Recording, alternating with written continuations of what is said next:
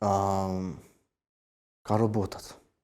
Kuptimin, jo robotat si teknologji tash janë dalë të robota ashtu për një me, po njerëz po fillojnë pak më bërë robota. Gjeneratat e reja nuk e kanë ndjeshmërinë që kena pas na, nuk e kanë respektin që kena pas na, nuk e kanë njerëzin ose çam i thon që e kena pas na.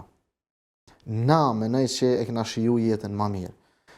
Sot unë e kam edhe nipa, kam mesa, tash e kam edhe djalin e madh 4 vjet e gjys, që janë shumë ma shumë të apasionun mas teknologjisë, mas iPad-a, mas televizorit, mas qabëdijone. Na nuk i kena pas këtu, po nuk është sidomos gjenerata jam, në kohët jam janë dalë dhe kompjutera, janë konë dhe kompjutera.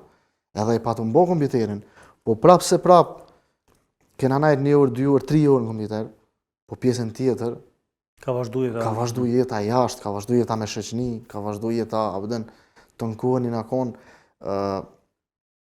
nuk na kanë nda prej njerëzës, po di nashta me spjegu mirë. Sot telefoni po të ndonë prej njerëzve.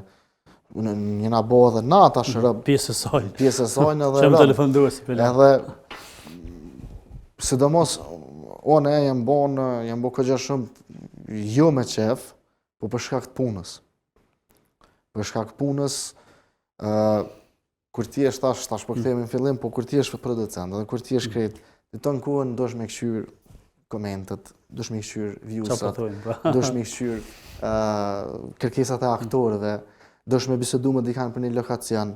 Edhe në të në kohën, tash vetëm mjetë që dosh me kryen përmes telefonit. Po jo të gjithë rinia e kanë telefonin si mjetë për me përfitu ose me jetua. Ta ale shumica shkojnë, dhe më thonë, këshyr në blojnë atë kohë. Ja, e kanë për qef, e kanë për arkitem. Të shoshet TikTok-u të rinë këtë.